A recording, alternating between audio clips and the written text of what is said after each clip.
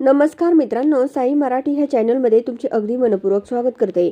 थोडं तुझं थोडं माझं ह्या मालिकेच्या आजच्या भागामध्ये असं बघायला मिळतं की आता इकडे ज्यावेळेस या कोर्टामध्ये केसची सुनावणी होणार असते त्यावेळेस आता या वकिलांनी थोडासा ब्रेक दिलेला असतो. त्यामुळे सुनंदा तात्या हे घरी आलेले असतात आणि जेव्हा आता हे सर्वजण घरी येतात तेव्हा या सर्वांना समोरचं दृश्य बघितल्यानंतर खूप मोठा धक्का बसतो. कारण खूप लोक ह्या प्रभूंच्या घरी निषेध करण्यासाठी आलेले असतात. त्यांच्या हातामध्ये खूप काही पाटे असतात आणि तेजस प्रभू हाय हाय असे सर्वजण म्हणत असतात. तेव्हा आता हे सर्व बघून तात्या आणि सुनंदाला तर खूप मोठा धक्का बसतो आणि त्यांच्याबरोबर गायत्री पण असते. आता गायत्री साईडलाच हे माणसांना बघून उभी राहून घेते. छाया तिला सांगते की दीदी आता काही खरं नाही बरं का. अगं दीदी तुला माहित आहे का, बघ हे प्रभूंच्या घरी कसे लोक आलेत. आम्ही त्यांना सांगितलं की आम्ही पाहुणे आहेत यांच्या घरी, त्यामुळे आम्ही निसटलो बाई. कसं तुला यायचं का आमच्या बरोबर असं. पण इकडे ही छाया या गायत्रीला बोलते आणि गायत्रीला बाजूलाच थांबून घेते. पुढे असं बघायला मिळतं की आता हे सर्व बघून सुनंदा तर तोंडालाच हात लावते. कारण खूप काही लोक इथे आलेले असतात आणि तात्या त्यांना खूप थांबवण्याचा प्रयत्न करत असतात. परंतु आता तात्या एवढे त्यांना शांत करत असतात तर ते लोक ह्या तात्यांना सांगतात की अहो काय केलंय आणि तुम्ही आम्हाला शांत कशासाठी बसवताय. स्वातंत्र्य लढ्यामध्ये तुमचं हे प्रभू, अहो ते जर आता हे लाच घ्यायला निघालेत तर मग मला सांगा आम्ही कसं शांत राहायचं. आम्ही अजिबात शांत नाही राहणार. भ्रष्टाचार केलाय तुमच्या मुलाने, त्या तेजस प्रभूने, असं पण इकडे हे लोक आपल्या तात्यांना बोलतात. तर सुनंदा लगेच बोलते की तसं काहीच नाहीये, आमच्या तेजसने काहीच केलेलं नाहीये, त्याच्यावर सर्व खोटे आरोप लावण्यात गेलेले आहेत. त्यावेळेस आता इकडे ही मानसी पण बोलते की नाही नाही, मी आहे तेजस प्रभूंची बायको. तेजस प्रभूंनी काही केलेलं नाहीये, तुम्ही प्लीज त्यांच्यावर असे खोटे आरोप लावू नका, असे ही मानसी सर्वांना खूप मनापासून सांगण्याचा प्रयत्न करत असते. परंतु त्याच वेळेस कुणी ऐकायला तयार नसतं. आता इकडे ज्यावेळेस ही मानसी या माणसांना चांगलाच धडा शिकवण्यासाठी जाते त्यावेळेस ही तात्या व सुनंदा बघतात.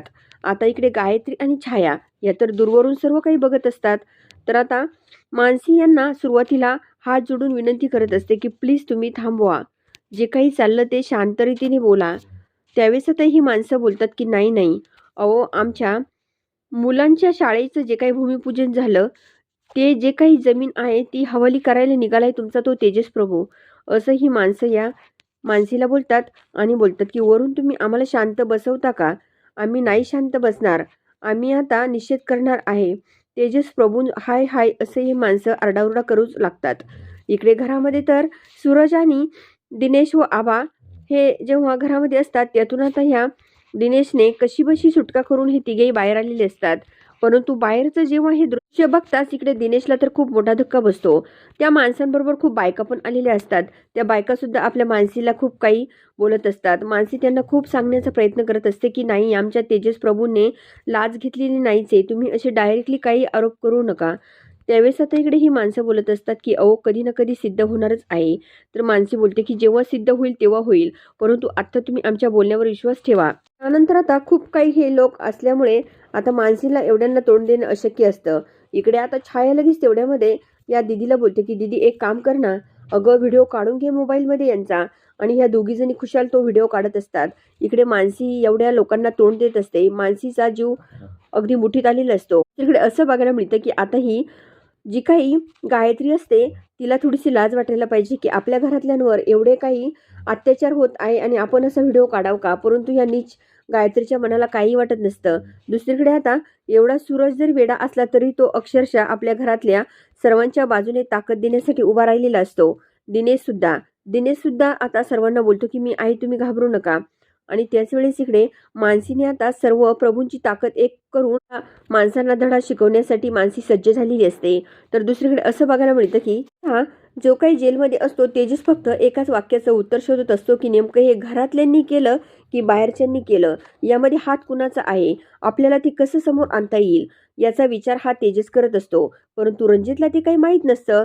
रणजितला वाटत असतं की याच्या डोक्यावर परिणाम झालाय वाटतं, कारण हा असा उड्या का मारतोय तेजस हा जेलमध्ये. परंतु आता तेजसच्या मनामध्ये वेगळे विचार असतात. तेजसला खरं सत्य शोधून काढायचं असतं की यामध्ये गायत्री वहिनीचा हात आहे की अजून कुणाचा हात आहे. हे सर्व तेजसला सत्य शोधून काढण्यासाठी तेजस हा आपल्या बुद्धीला चांगलाच जोर लावत असतो. तर दुसरीकडे असं बघायला मिळतं की वकिलांना सुद्धा वाटत असतं की हा माणूस जेव्हा हा इकडून तिकडे उड्या मारतो ना, हा माणूस नक्कीच याच्या डोक्यावर परिणाम झालाय वाटतं. कारण हा सत्यही सांगायला तयार नाही.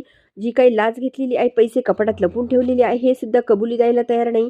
मग नेमकं ह्या माणसाच्या मनात तरी काय आहे, असं पण आता वकिलांसमोर प्रश्न पडलेला असतो. त्यानंतर पुढे असं बघायला मिळतं की आता इकडे हे तात्या या माणसांच्या अखेर पाया पडण्यासाठी तयार झालेले असतात. तात्या सर्वांना सांगतात की मी तुमच्या पाया पडतो, प्लीज तुम्ही असं काही करू नका. आता ही माणसं काही ऐकायला तयार नसतात. जेव्हा आता ही माणसं या तात्यांना बोलतात की अहो दिनकर प्रभूंची जी काही तत्व आहे ती तुम्ही धुळीस मिळवली, हे संस्कार झालेत का तुमच्यावर? आणि काय हो, त्या तेजस प्रभूवर तुम्हाला चांगले संस्कार नाही करता आले का? असे संस्कार आहेत तुमचे? अहो घरात तर घरात चोरी करायची, वरून लाच घ्यायची, आणि आता तर शाळाच विकायला निघाला, असे खूप काही या तात्यांना हे लोक बोलत असतात.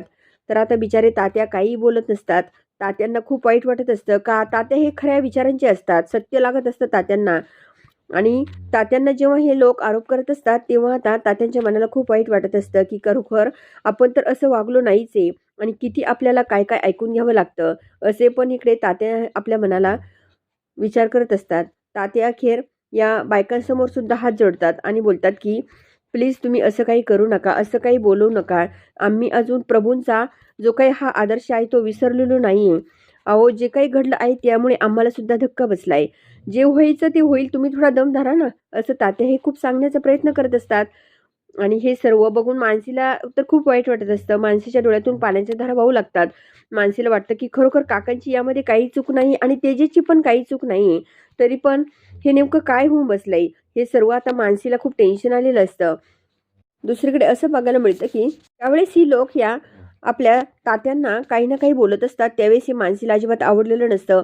मानसी त्यांना धमकावून सांगते की तुम्ही अजिबात बोलू शकत नाही असं काकांशी, आमचे काका आहेत ते, असं. पण इकडे जेव्हा ही मानसी सर्वांना सांगण्याचा प्रयत्न करते तेव्हा ही माणसं बोलतात की नेमकं तू आहे तरी कोण? तर ही मानसी बोलते की सून आहे या घरची मी, कारण तेजस प्रभूंची मी बायको आहे. असं जेव्हा ही मानसी सर्वांना सांगते ना त्यावेळेस आता सर्वजण थोडेसे घाबरतात. त्यानंतर आता इकडे दिनेश सुद्धा ह्या लोकांवर खूप भडकलेला असतो. दिनेश बोलतो की अरे काय समजता स्वतःला तुम्ही, आम्ही आहे तिथे. तेवढ्यात आता जेव्हा आता ही माणसं पुन्हा दिनेशच्या बाजूने पळू लागतात तेवढ्यात आता आपली मानसी आता गप्प बसलेली नसते. मानसी आता खूप भडकलेली असते. मानसीचा राग खूप अनावर झालेला असतो. आता दिनेश, सूरज, आबा आणि ही मानसी हे सर्व एक होऊन आता ह्या माणसांना धडा शिकवणार असतात. त्याच वेळेस इकडे गायत्री आणि छायाचे व्हिडिओ काढण्याचं काम सुरूच असतं.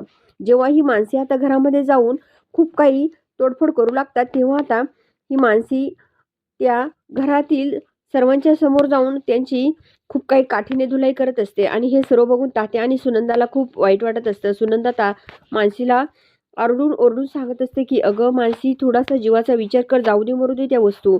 मानसी बोलते की नाही मावशी, तुम्ही थांबा आता थोडंसं, मला बघू द्याच नेमकं यांचं काय चाललंय ते, असं पण ही मानसी आता सर्वांना सांगत असते.